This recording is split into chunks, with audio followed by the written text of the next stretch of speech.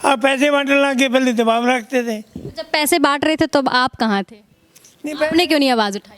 लेकिन दोबारा से अगर वो विधायक बनते हैं तो जनता का प्यार तो मिल ही रहा है उनको। मतलब बड़े ज़मींदारों के वहाँ कोई हरिजन आता है या निचली जाति के लोग आते हैं तो क्या उन्हें हम अपने समक्ष बिठाते हैं? तो आज हमारे पास गांव के विकास कार्यों पर बातचीत करने के लिए हैं कांग्रेस नेता भरत सिंह बेनीवाल। बहुत बहुत स्वागत है।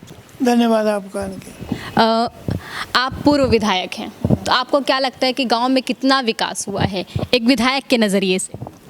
नहीं, कब की बात करें हम, कब से कितना काम हुआ है, कौन सी सरकार में हुआ है? अभी की सरकार में कितना काम? अभी की सरकार में कोई काम नहीं हुआ। कोई काम नहीं हुआ है, मतलब विकास कार्य के नाम पर 0 नंबर देते हैं आप? 0 नंबर है। अच्छा, और अभय सिंह चौटाला को किस नज़रिए से देखते हैं आप? नहीं, वो आपकी जगह है, हम हमारी जगह हैं। उसको कोई विकास तो उनकी सरकार से नहीं हुआ हमारे गांव में, तो अब तो वो करे ही क्या। लेकिन दोबारा से अगर वो विधायक बनते हैं तो जनता का प्यार तो मिल ही रहा है उनको। नहीं, प्यार क्या है, इनका पुराना गिले जिले है, प्यार नहीं है। यहाँ लोगों को दबाव में रखे हुए हैं पहले के, ये दबाव में है। हमारा बागड़ी एरिया है, ये बागड़ी एरिया में बागड़ी पहले देवलाल के भगत थे। पुराने टाइम की बात है, पुराने टाइम में बहुत जगह जुड़े हुए बैठे हैं। तो हमारा हल्का भी बॉर्डर के राजस्थान के साथ साथ बागड़ी हल्का है। तो ठीक है, बागड़ी राज्य दबाव में है, लेकिन भरत सिंह बेनीवाल को इतना अगर वोट मिल रहा है तो दबाव से तो सिर्फ वोट नहीं मिल रहा होगा ना, कुछ और भी तो तरीका होगा ही उनका। नहीं, वो तो हम लोगों के बीच में रहते हैं, मिलते हैं। वो किसी के ब्याह में नहीं रहता, किसी के मौका नहीं रहता। उनका पहले का लोगों से दास्ती का रेडी है, तो जो इनकी सरकार होती है लोगों से दास्ती करते हैं, दास्ती करे वो दबाव में आए हैं बेचारे। एक खौफ की वजह से मिल रहा है वोट। अच्छा, जो 3 कृषि, पहले खौफ लोगों को बैठे हुए हैं, फिर वो जुड़े बैठे हैं पुराने देवलाल के नाम से है, इनके नाम से नहीं है। देवलाल चौधरी देवलाल के नाम से है। तो क्या लोगों को भ्रमित भी किया जाता है? वो तो है ही। तो आप पैसे बांटने के पहले दबाव रखते थे। जब पैसे बांट रहे थे तब आप कहाँ थे? नहीं, आपने क्यों नहीं आवाज़ उठाई? नहीं, मैं तो, मेरे पास चुप का टिकट भी नहीं थी। तो टिकट नहीं थे, लेकिन एक विपक्ष के तौर पर आपको भी तो आवाज़ उठानी चाहिए थी। नहीं, आवाज़ तो उठी है। आवाज़ क्या है, कोई सरकार कुछ कर रही नहीं है। कोई पैसे तो बंट रहे थे, कोई किसी को पकड़ रहे नहीं थे, रोकते नहीं थे, क्या इलाज है। अच्छा, जो 3 कृषि कानून हैं वो अभी वापस हो गए हैं। अभी ये भी बयान आ रहे हैं कि आगामी समय में फिर वापस भी आ सकते हैं। और MSP जो है, अभी किसानों को जो एक गारंटी कानून के तौर पर चाहिए थी वो नहीं मिल पाई है। आगामी समय में क्या किसानों को वापस से आंदोलन पे जाना पड़ेगा, या फिर कांग्रेस या विपक्षी पार्टी अपना दबाव बनाएंगी बीजेपी पर कि इस तरीके का आंदोलन फिर से ना हो और कानून कोई भी हो वो किसानों पर ना थोपा जाए? कानून तो गलती है, किसानों पर थोपा जाएगा। किसान तो वैसे ही मरे पड़े हैं।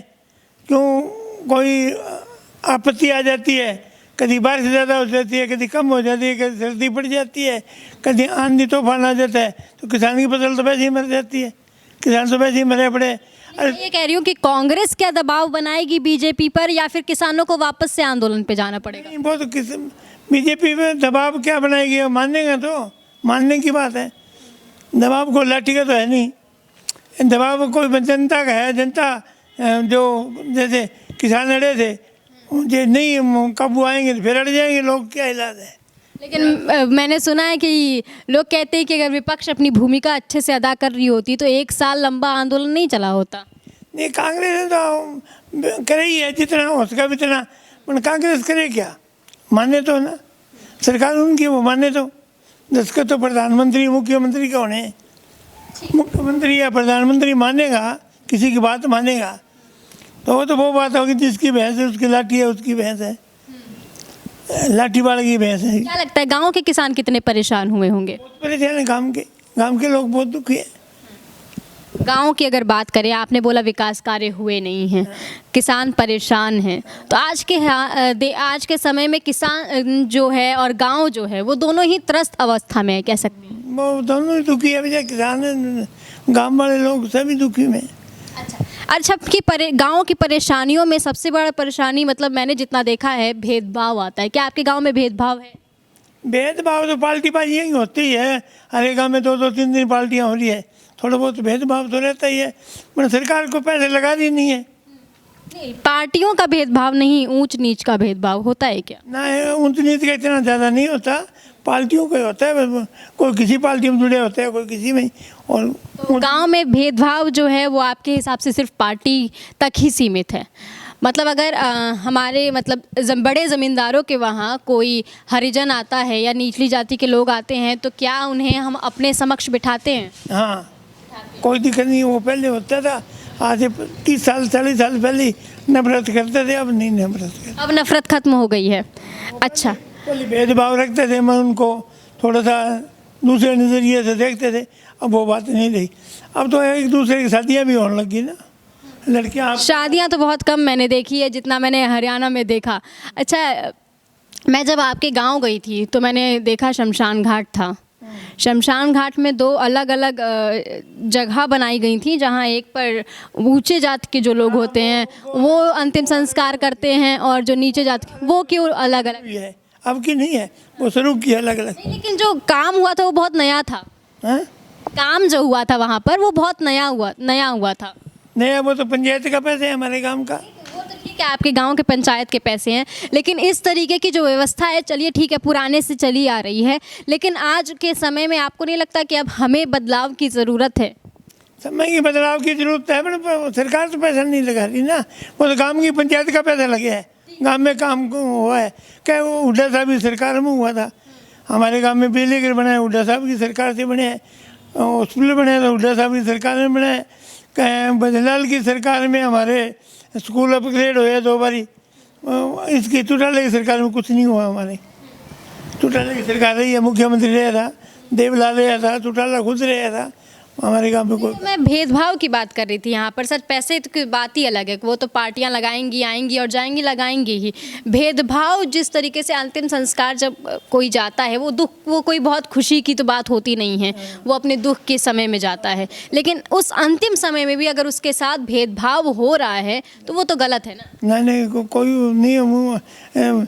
कोई हरिजन गुजरता है, गरीब आदमी गुजरता है, सारे जाते हैं लोग। जाने की बात अलग है और अलग अलग जगह बनवा देने की बात अलग है, की बनी हुई है अलग अलग, लेकिन काम तो नया हुआ है। अच्छा, आज के समय में अगर मेरी बात सुनिए, उनने एक इंसान ले रखे, उन लोगों ने एक इंसान ले रखे, और जो हरिजन जाति के वो एक जगह आपके दफनाते हैं, हमारे लोग इधर दफनाते हैं, अलग अलग दफनाते हैं। अच्छा, जितना मैंने गांव के लोगों से बातचीत की, 2-4 हरिजनों से भी मेरी बातचीत हुई थी, उनका कहना था कि जब हम किसी के वहाँ जाते हैं काम करने तो हमें बाटी में चाय मिलती है, अगर कप में मिलते हैं तो हमें धोना पड़ता है।